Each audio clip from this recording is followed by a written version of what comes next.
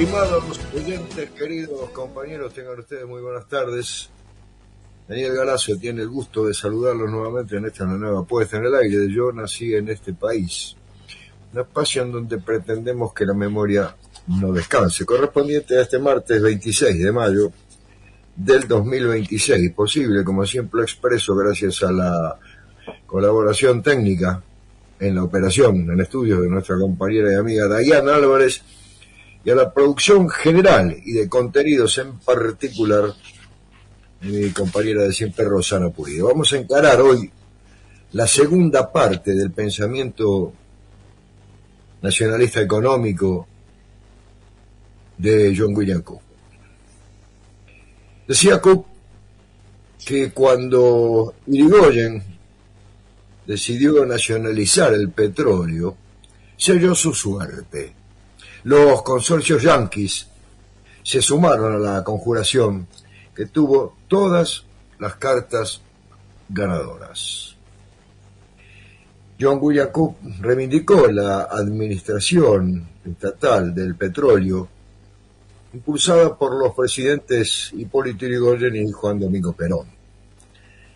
Estas acciones habían favorecido la conformación de un nacionalismo energético que tuvo importantes promotores en el mundo militar y en las investigaciones de Arturo Frondizi, que fueron publicadas en su obra Petróleo y Política. En palabras de Cook, este último, o sea, Arturo Frondizi, y previamente a la asunción de la presidencia, donde cambia radicalmente de programa, planteaba, dice Cook con claridad, el problema básico de la República Argentina, el de la penetración imperialista.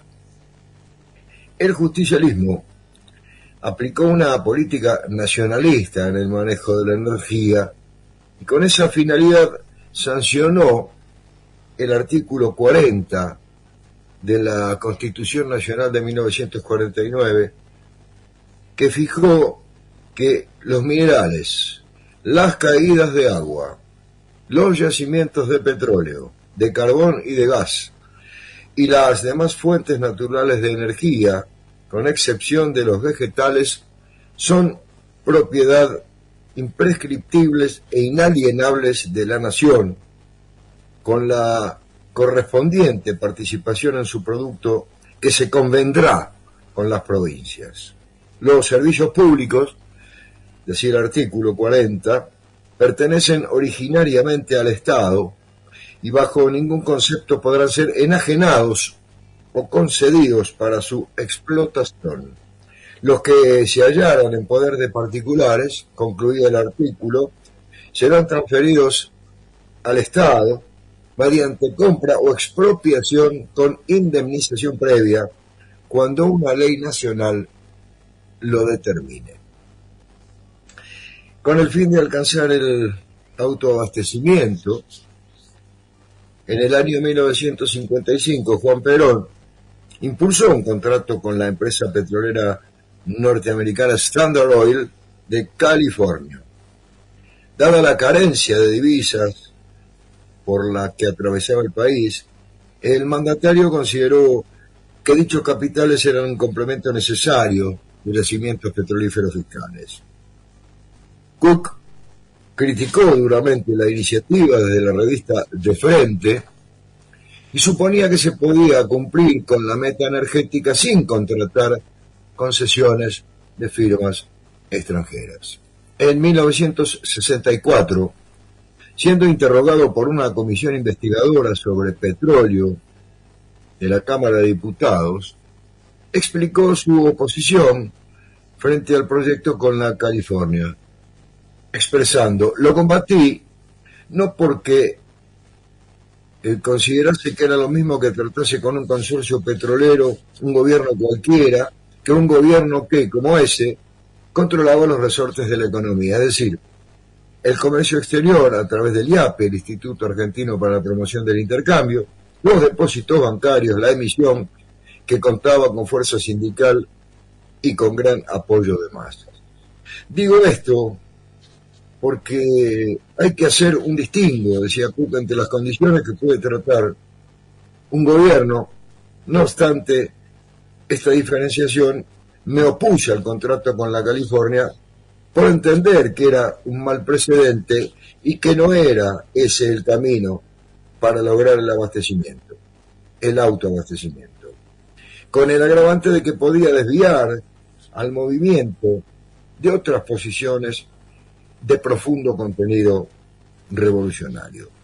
Cook mencionó que el tema dividió profundamente al justicialismo y que en las reuniones del Consejo Superior Peronista había dirigentes a favor y otros que lo impugnaban, como fueron los casos de Bustos Fierro, Díaz de Vivar o de Amado Olmos.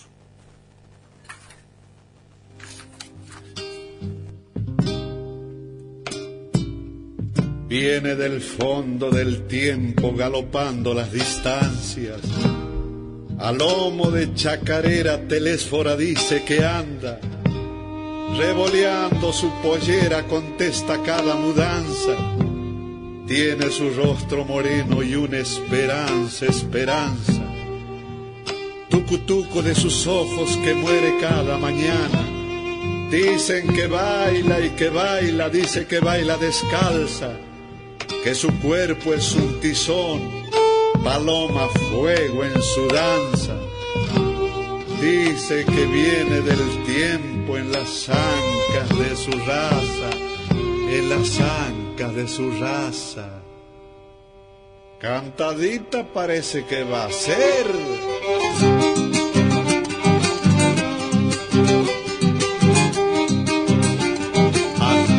Violín que suena a lo lejos al son de una chacarera, con el viento gime triste como un lamento del Cacuituray.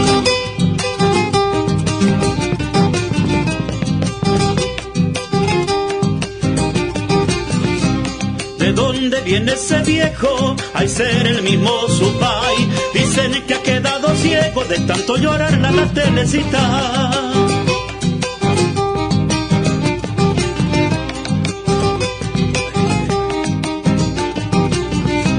Camino de mano gasta, de Sumompa o de Mailín, lo han visto pasar llorando, pobre cieguito tocando el violín. Se quema la telecita, bailando está sin cesar, que baile la pobrecita, que siempre por ella el violín llorará. Vamos a segundear, muchachos.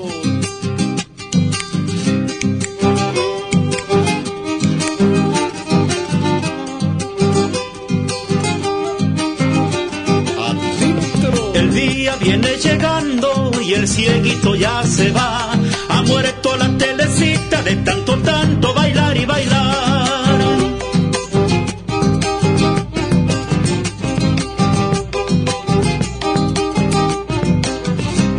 Ya no cantan más las aves y todo en silencio está. Tal vez se alegren los montes cuando pa'l año vuelva el carnaval.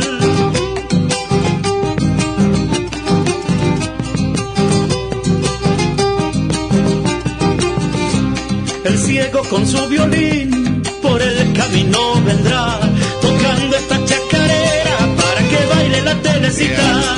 Se quema la telecita, bailando está sin cesar, que baile la pobrecita, que siempre por ella el violín llorará.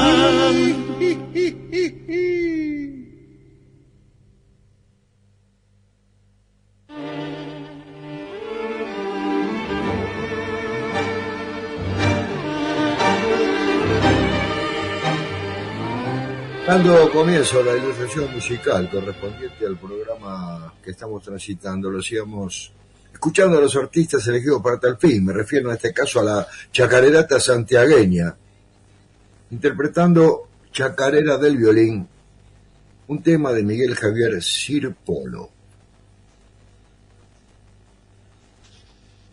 John William Cook detalló que el proyecto original recibió diversas modificaciones, tantas que resultaba inaceptable. Esto referido en cuanto a la Constitución que terminara promulgándose en 1949. En 1964, Cook puntualizó los pormenores de una reunión que tuvo con Perón días antes del golpe de Estado de 1955. Allí el presidente le manifestó que el convenio citado con la Standard Oil no saldría, pero que de todas maneras había mandado al Congreso para ver la reacción que provocaba y para que se entablara un gran debate público. Él pensaba que, en todo caso, se podría de esta manera negociar en otras condiciones. Volviendo a la Constitución del 49, cuando se refería a su antecesora, es decir, la de 1853, decía que el sistema jurídico de la Constitución de ese año, de 1853, es el mejor resguardo para los intereses económicos de la burguesía. En el año 1948, un grupo de diputados justicialistas elevaron al recinto un proyecto de reforma de la Constitución Nacional. Cook presentó la iniciativa en la Cámara y argumentó que nosotros no creemos que los males del país fueran fruto de la Constitución. Sabemos que ella no pudo evitarlos. La propuesta de Cook no fue recuperada por el oficialismo, sino que se trabajó sobre la base de una iniciativa impulsada por Arturo Enrique Sampay, ese notable jurista. El proyecto de Cook era de reforma parcial y finalmente se aprobó un texto nuevo. La Constitución de 1949 declaró la función social de la propiedad privada y fijó el control estatal de los recursos naturales y de los servicios públicos. De manera similar al proyecto de Cook, se incluyó un apartado extenso y detallado sobre los derechos de los trabajadores, la niñez, la ancianidad y la familia. El hecho es que esa Constitución, bien o mal interpretada, sirvió siempre para justificar las grandes entregas de la soberanía. El diputado destacó que la nueva Carta Magna debía incluir una regulación económica que fuese capaz de garantizar el desarrollo de nuestra producción industrial. En los fundamentos que presentara Cook para su reforma parcial, se consideró al librecambismo como un mito y como una renuncia a la soberanía. Sobre la base de este diagnóstico, el proyecto suprimió el artículo referente a la libertad de navegación de los ríos, con la cual, decía Cook, comenzó el dominio económico del país por fuerzas foráneas.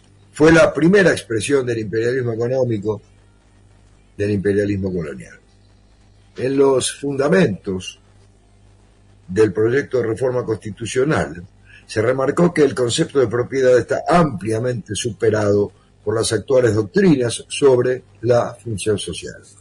En particular, los diputados justicialistas propusieron erradicar la dinámica de explotación del capitalismo liberal que consolida una economía como instrumento de poder y de influencia política, decía Cook, para esclavizar a los hombres en provecho propio, mediante la cadena del miedo a la vida, que es decir, el miedo al hambre, a la indignidad, al sufrimiento por sí y por los seres queridos. Con dicha finalidad, el proyecto de Constitución incluyó la defensa de condiciones dignas y justas de trabajo, el derecho a la elevación de la cultura, el cuidado de la salud física y moral, los derechos al bienestar, la protección de la familia y el derecho de los obreros a agremiarse. El peronismo, decía Cook, surgió efectivamente como antítesis de la Argentina liberal. Dejamos constancia que los peronistas, continuaba diciendo, no somos responsables de estos años de desquicio. No son los obreros los que remitieron fondos al exterior, ni los que lograron superganancias para gastos suntuarios, ni los que abrieron las puertas al capital extranjero, ni los que contrajeron las deudas en el exterior, ni los que las aprovecharon, sino los que pagaron con su trabajo todo ese despilfarro y latrocinio, los que protestaron y fueron a la cárcel, se opusieron y no pudieron votar. Nuestras culpas son de otra índole, decía Cook, el no haber sido capaces de terminar con todo eso. Esto lo expresaba Cook en el año 1966.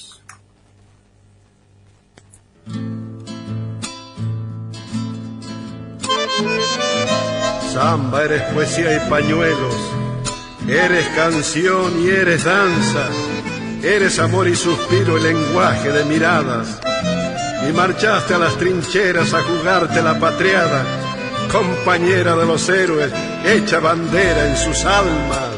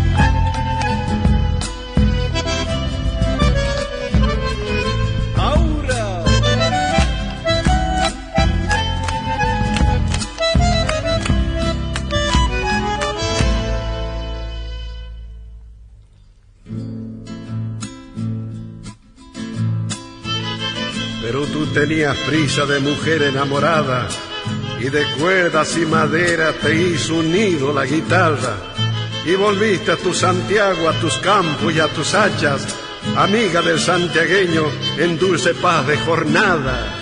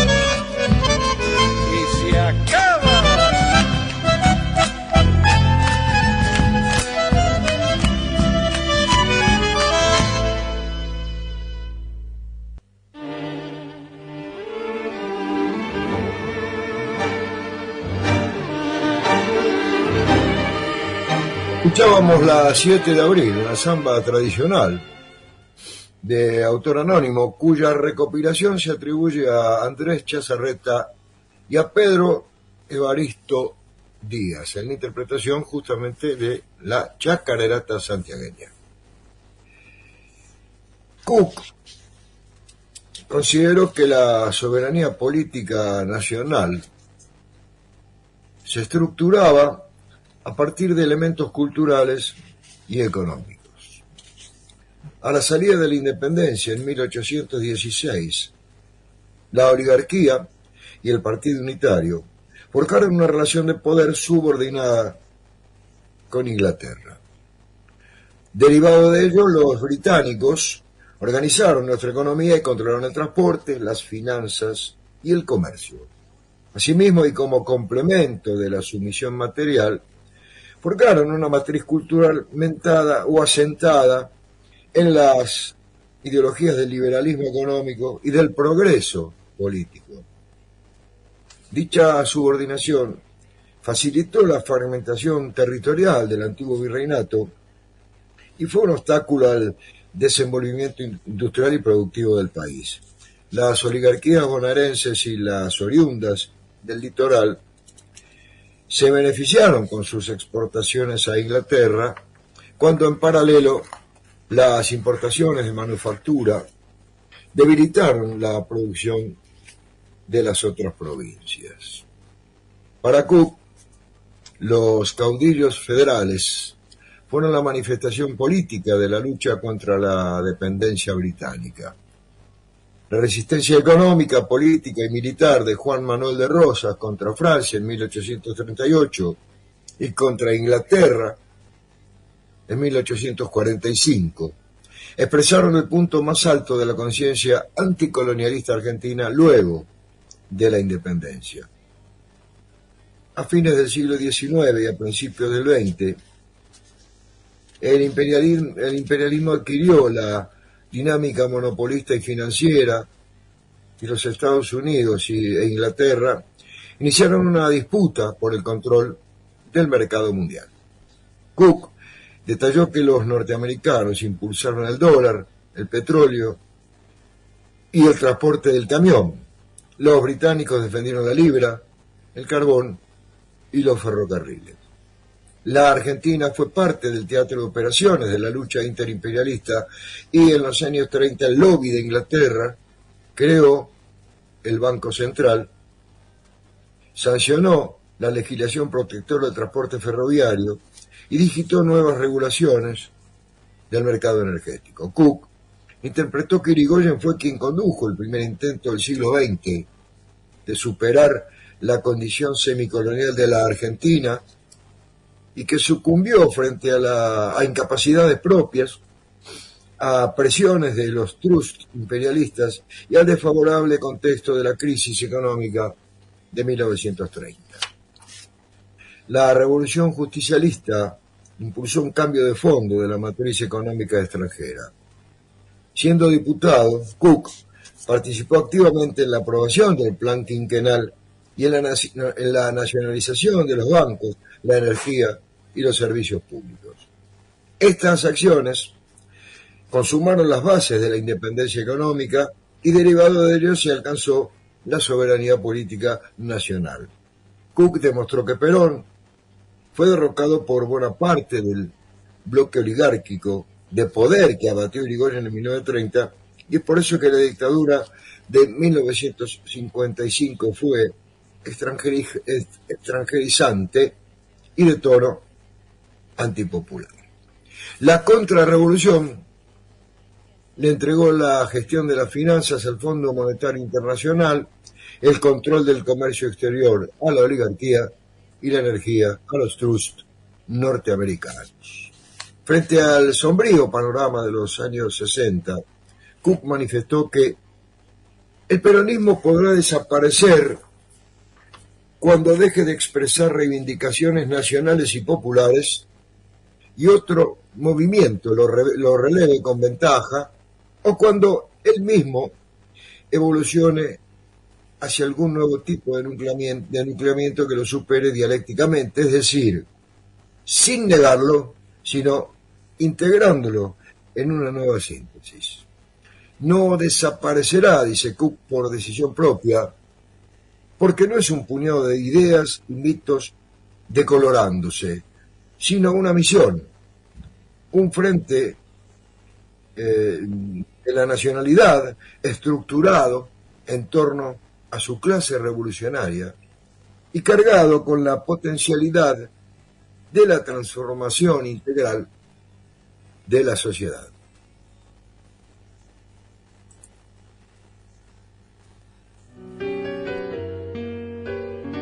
Vitillo, ¿Ah? ¿qué te parece si cantamos este gatito aunque no hay Koshki? Y bueno, ya Tito, vamos a dedicarle a don Pedro Tchaikovsky. Exactamente, vamos con la primera nomás. Listo para bailar. Y claro que sí, Vitillo, vamos a buscar las mozas. ¡Adentro! Por su mamá o por Maylin, Por su mamá o por Maylin. muchos gatos y allá, de esos que son de violín. Ancha suma, lindo está la fiesta. Quieren los cohetes también. Por su mamá o por Maylin. Este gatito lo encontró en la sinfónica del Colón. Le dije así, vamos ya, que a Santiago voy. ¡Ay, no más! Yo te haré retosar con los gatitos de allá. A ver esos bombos legüeros santiagueños.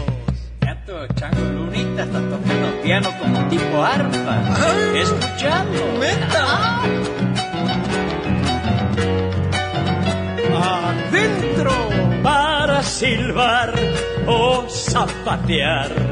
Para silbar o zapatear. Cualquier tono es igual, sol, la, si, do, re, mi, fa. Ahí viene la zapateada, Yato, no te achiques, échale un poco de tierrita. Eso. Para silbar o zapatear. Este gatito de sol y sol, recopilado en el Colón, está criollando en Maylin y está en su Y se mamá. acaba. Como lo hacen sonar los violinistas de allá.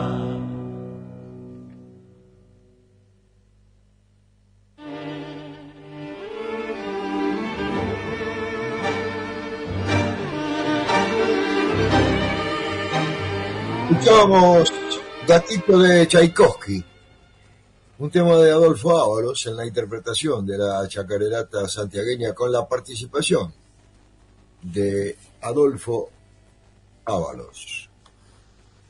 Volviendo a los proyecto de reforma constitucional de Cook, que fuera presentado conjuntamente con el diputado Ricardo Guardo en 1948, y no fue aprobado por lo que se subsumió en el proyecto de Sampay.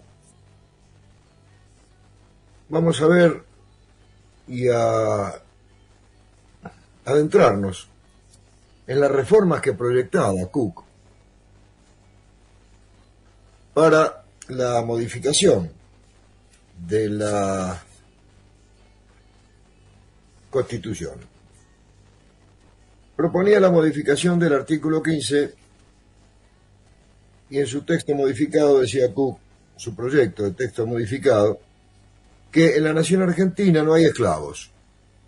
Los que de cualquier modo se introduzcan quedan libres por el solo hecho de pisar el territorio de la República Argentina. Las actividades humanas desarrolladas en el trabajo tendrán aseguradas condiciones dignas y justas. El Congreso promoverá la legislación necesaria para asegurar al trabajador la efectividad de los derechos que esta Constitución consagra, de acuerdo con la siguiente declaración de principios. A.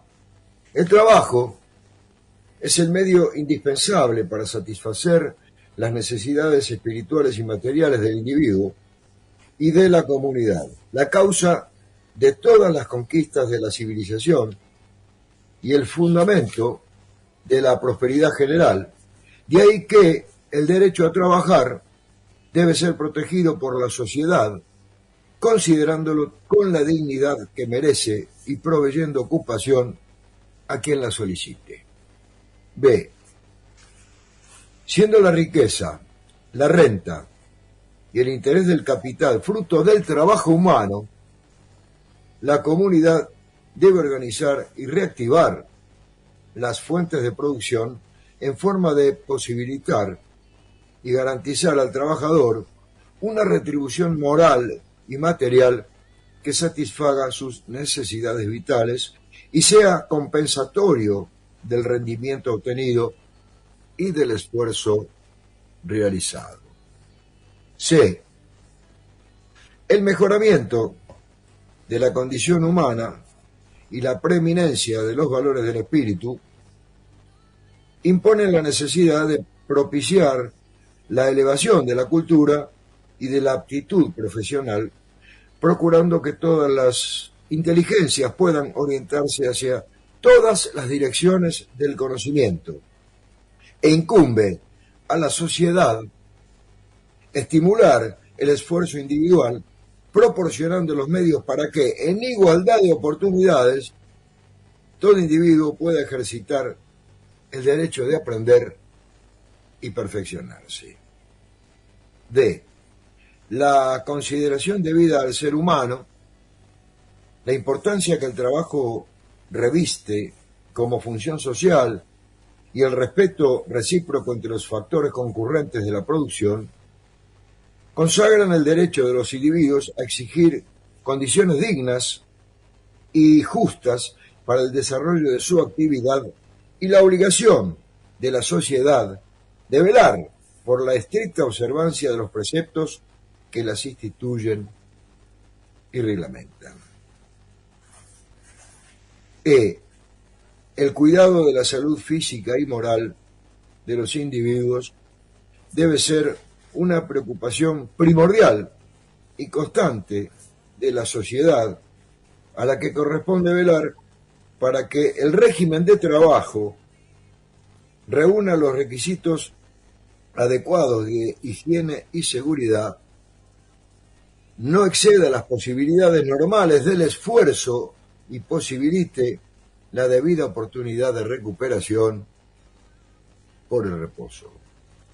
En el inciso F, decía Cook en su proyecto de modificación del artículo 15, que el derecho de los trabajadores al bienestar, cuya expresión mínima se concreta en la posibilidad y alimentación adecuadas y de satisfacer sin angustias sus necesidades y las de su familia, en forma que les permita trabajar con satisfacción, descansar libre de preocupaciones y gozar mesuradamente de expansiones espirituales y materiales. Impone la necesidad social de elevar el nivel de vida y de trabajo con los recursos directos e indirectos que permita el desenvolvimiento económico. El inciso G reza: el derecho de los individuos a ser amparados en los casos de disminución, suspensión o pérdida de su capacidad para el trabajo, promueve la obligación de la sociedad de tomar unilateralmente a su cargo las prestaciones correspondientes o de promover regímenes de ayuda mutua obligatoria destinados unos y otros a cubrir o complementar las insuficiencias o inaptitudes propias de ciertos periodos de la vida o las que resulten de infortunios provenientes de riesgos eventuales.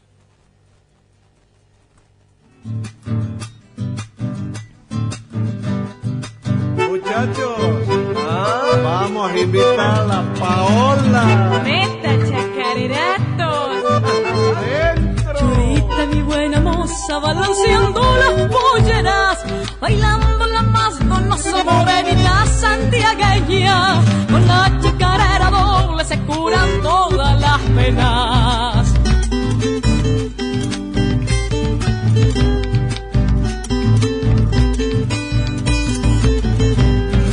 pobre fruto de mis vagos crollitas sabacastera, boquita de ropa y tuna, juguito de esa chapera, con la chacarera doble se curan todas las penas.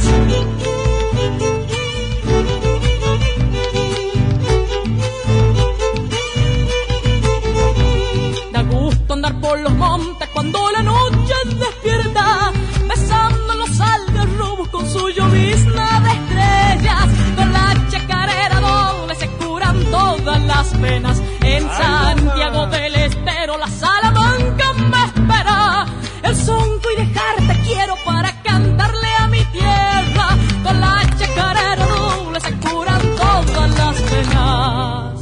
Y vamos con la segunda gauchita. ¡Ancha zumba!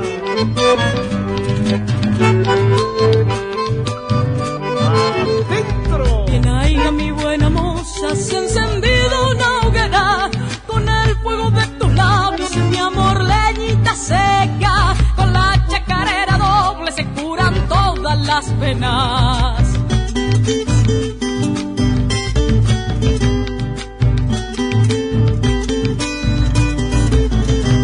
Pa'l tiempo de la ropeada y una luna hechicera, que en medio de las vidas las cantando coplas se quedan, con la chacarera doble se curan todas las penas.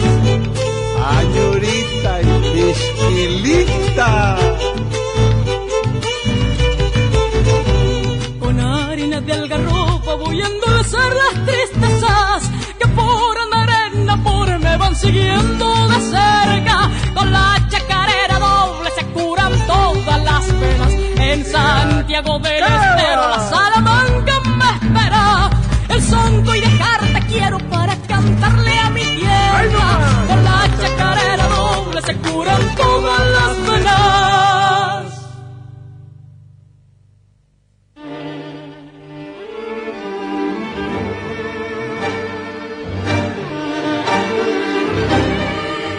Vamos a escuchar la Sachapera, una chacarera de Oscar Valles y Carlos Carabajal en la interpretación de la chacarerata santiagueña con la voz de Paola Arias.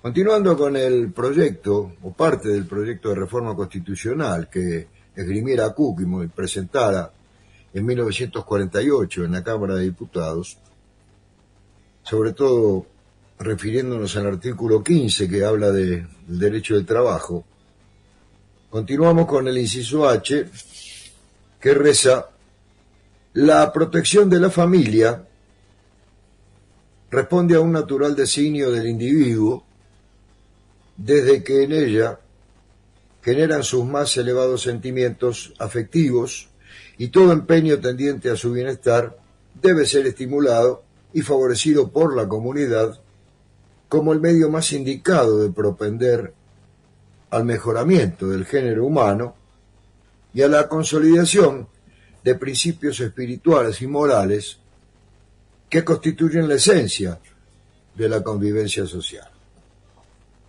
El inciso I expresa: la capacidad productora y el empeño de superación hallan un natural incentivo en las posibilidades de mejoramiento económico, por lo que la sociedad debe apoyar y favorecer las iniciativas de los individuos tendientes a ese fin y estimular la formación y utilización de capitales en cuanto constituyan elementos activos de la producción y contribuyan a la prosperidad general. El inciso J habla del derecho de agremiarse y de participar en otras actividades lícitas tendientes a la defensa de los intereses profesionales, constituyen atribuciones esenciales de los trabajadores que la sociedad debe respetar y proteger, asegurando su libre ejercicio y suprimiendo todo acto que pueda dificultarlo o impedirlo. Esto no fue ganado gratuitamente, ni tampoco gratuitamente fue consolidado en la Constitución de 1949. Esto tuvo atrás un pueblo movilizado, esto tuvo atrás un pueblo consciente, y tuvo dirigentes que estuvieron a la altura, que contrastándolo con este presente, no cabe agregar mucho más, en donde se puede observar el trabajo precarizado, la pérdida de derechos, pero por sobre todas las cosas la falta de una reacción que pueda volver a poner sobre la sociedad misma o sobre la comunidad, que es lo que enuncia Cook cuando señala a la comunidad como el ente que debe sostener todas estas conquistas, tomándolo como algo propio, no algo separado, como un problema del trabajador, sino insertándolo a ese trabajador en la comunidad, y que la comunidad toda, a través de su accionar, sea la que reciba estas postulaciones y la que bregue por seguir teniéndolas vigentes, poniéndolas en práctica y no abandonarlas. Esta acción mancomunada hoy no existe o se refleja muy poco en la sociedad en la cual estamos viviendo. Esto sería parte de otro análisis, parte de un análisis que ya incluiría la evolución del sindicalismo en la Argentina, las distintas corrientes, la corriente a la cual adhiriese Cook o fundase Cook, después retomada allá por los años del Cordobazo y los años que siguieron después, en la década del 70, en ese peronismo que fue derrotado, digámoslo con todas las letras, y que redundó en este peronismo que tenemos hoy, que, para decirlo suavemente o de la manera más elegante posible, y citando los términos utilizados por Cook, peronismo decolorado.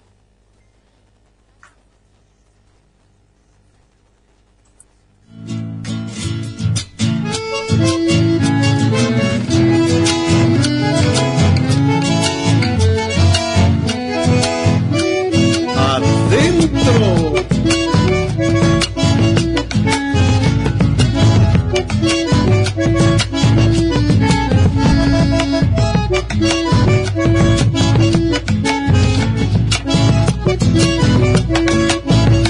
A la vuelta.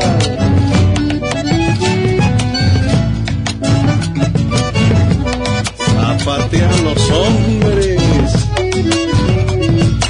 No aflojaré. Al otro lado.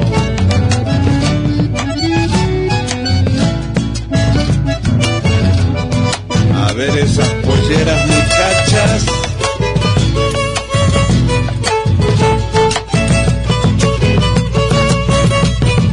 ¡Ay, no más!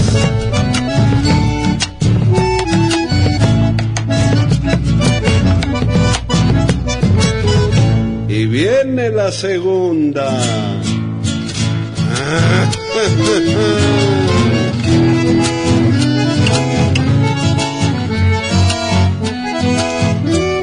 Adentro.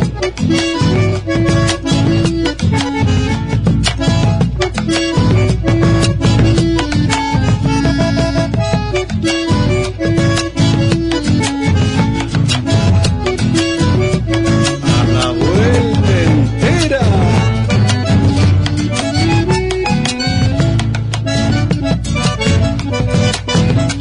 Bailan las lindas.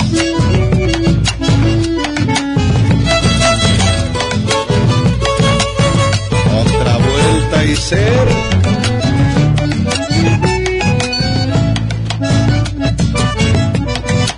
Zapatean los santiagueños.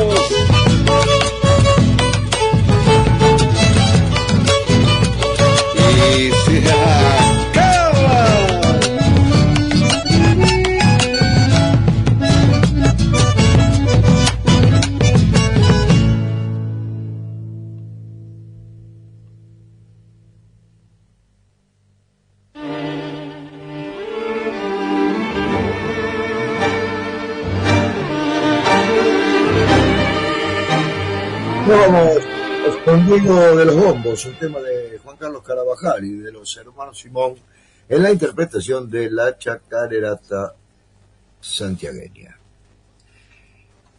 Yendo ahora a los fundamentos que daban sustento a las reformas proyectadas por Cook en el 48, parcial de la Constitución, dice Cook: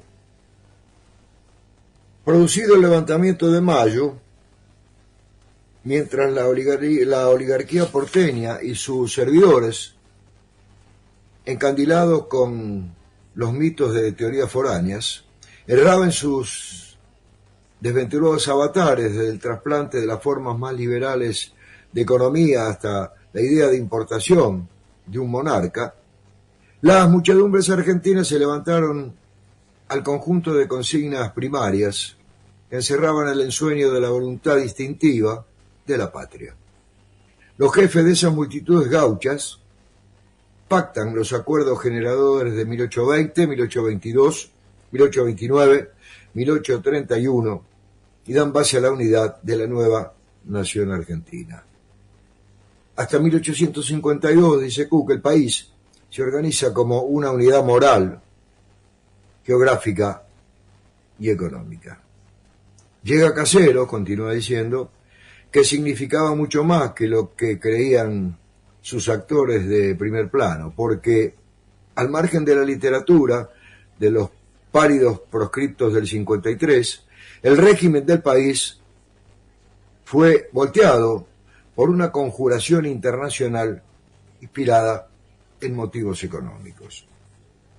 Y de la mano de este acerto, los motivos económicos, John William Cook cita a Juan Bautista Alberdi, Escritos póstumos, Escritos económicos, tomo 1, de 1895, y Alberdi dice: los motivos y objetos principales de la revolución liberal que derrocó la tiranía de Rosas en 1852 fueron todos económicos, a saber, la libertad de navegación fluvial o apertura de los puertos argentinos al comercio directo del mundo entero, la unidad y nacionalidad de las aduanas argentinas, la organización de un tesoro nacional, la abolición de las aduanas provinciales interiores, la inmigración libre de extranjeros europeos como medio de poblar, enriquecer y educar al país, la construcción de grandes vías de comunicación, la celebración de tratados de comercio internacionales fundados en los principios económicos que la Constitución liberal consagró como base del nuevo régimen, la asimilación de los derechos sociales o civiles del extranjero a los del nacional para traerlo y fijarlo en el país, las libertades de industria, de comercio, de locomoción, de culto, de pensar, de escribir, de publicar, de asociarse, de no prestar servicio militar forzoso. Esto decía Alberdi en sus escritos póstumos. Y agrega Cook: los extranjeros logran la libre navegación de nuestros ríos, obteniendo una injustificable renuncia de soberanía. Consiguen incorporar los principios del libre cambio, al que se apegan fervientemente las grandes potencias, una vez que por medio del proteccionismo han dominado el comercio internacional. La América española es libre, y si nosotros sentamos rectamente nuestros negocios, ella será inglesa, diría un personaje de la época, es decir, de la primera mitad del siglo XIX, cónsul inglés. Sin embargo, continúa Cook, la organización ya demuestra que ello no ha de ser así. La llamada organización se refería al orden material, y la política material en ejercicio de los poderes del Estado, anarquizante y extranjerizante, era una tiranía. Cita Cook a estos acertos de Gabriel del Mazo. En lo que en realidad el país se organizó tomando como modelo una sociedad anónima con directorio en el extranjero, dice Cook. Vamos a repetir la frase. Es que en realidad el país se organizó tomando como modelo una sociedad anónima con directorio en el extranjero. Las clases dirigentes, mientras se arrogaban la representación del pueblo, le endosaban una minoría de edad para el manejo y la intervención en la cosa pública. Desde el primer momento la oligarquía rompió la continuidad histórica y buscó su hálito vital en Europa. Fue entonces cuando el paisano dejó de ser elemento grato para esos porteños que encarnaban por tradición de cultura el anhelo de civilización de los viejos unitarios. Habían aceptado al gaucho como indispensable arma de guerra y lo habían adulado en su jerga por medio de Ascasubi, pero tan pronto como cae Rosas y se elimina Urquiza, proclaman desembosadamente la conveniencia, dice Cook, de sacrificar al gaucho en aras de la cultura del pueblo y de la economía del país. Y cuando la primera generación de hijos de inmigrantes es igualmente absorbida por la fuerza telúrica de la tierra, la oligarquía, que no puede comprender esta asimilación porque no siente al país, les extiende igualmente su desprecio bajo el concepto de que el pueblo no estaba educado todavía. Rieles, muelles, barcos, empresas, bolsas, dice Cook, se entremezclan en un desparramo de teorías y concepciones que nos iban a llevar a un progreso y a una civilización jamás alcanzados. No nos dimos cuenta de que una vez más nos daban collares de vidrio por nuestro auténtico oro. Ni los rieles sirvieron a nuestra producción, ni los muelles fueron ocupados por nuestros barcos. Por debajo de los centenares de millones que formaban la cifra del intercambio, circulaba secretamente el torrente de las balanzas de pago. Se nos hacía conocer ruidosamente las primeras como representación de una economía vigorosa y se nos ocultaban celosamente las segundas que constituían el cáncer de nuestra riqueza.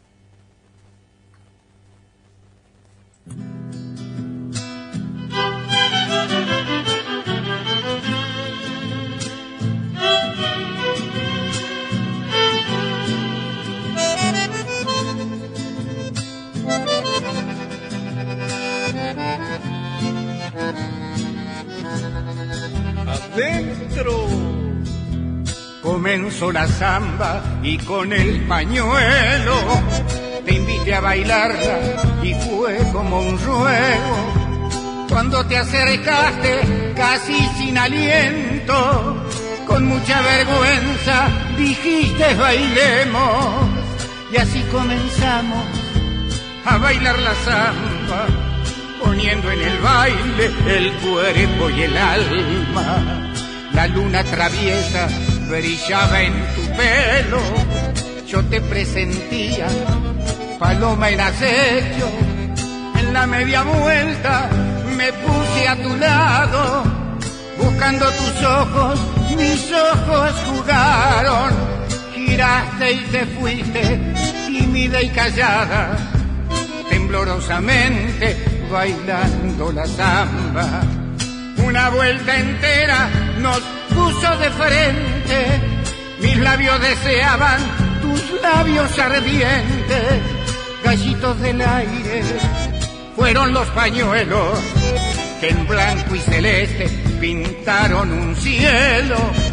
Ya la media samba marcaba el final y yo presentía tus ganas de amar. La segunda. Gracias, ñato Gramajo, querido santiagueño. Querido negro de Madariaga. Sí, señor. Y Santiago del Estero, hermano del alma.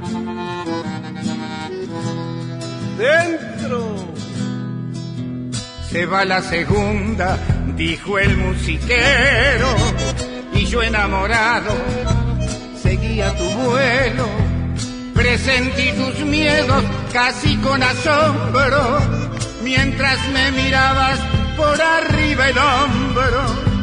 Con la mano izquierda me toqué el sombrero, como para decirte, aquí voy de nuevo.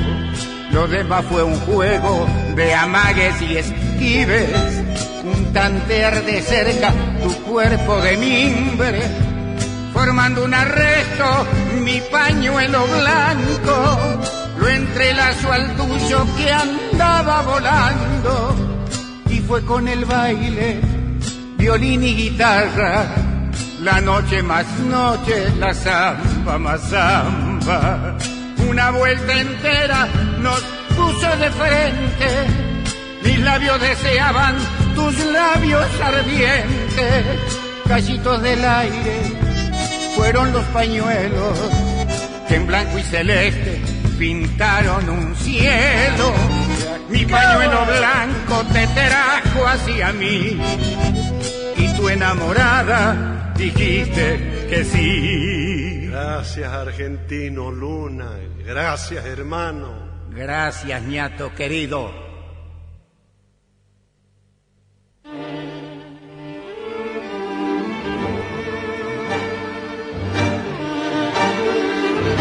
Bien, Fernando, la ilustración musical correspondiente al programa del día de la fecha, lo sigamos escuchando a la chacarerata santiagueña, con la voz de Argentino Luna, cantando del propio Argentino Luna esta samba que titulara Gallitos del Aire. Con esto nos vamos a ir despidiendo, si Dios quiere, hasta el próximo martes, cuando pongamos en el aire un nuevo capítulo de Yo nací en este país. Un espacio en donde pretendemos que la memoria no descanse, sin antes, y con honestidad intelectual mediante, digamos que para producir el informe traído al programa, nos basamos en el trabajo de Aritz Recalde, titulado John William Cook y el nacionalismo económico, como así también en las obras completas de Cook, publicadas por Editorial Coligüe y compiladas por Eduardo Luis Duhalde, de su tomo 1, que versa sobre la acción parlamentaria del BB. Será entonces hasta el próximo martes, como ya lo expresara, sin antes elevar nuestra consigna más que nunca: patria o muerte, venceremos. Gracias por su atención. Será hasta el próximo martes, Dios mediante, a pasarla lo mejor posible. Chau.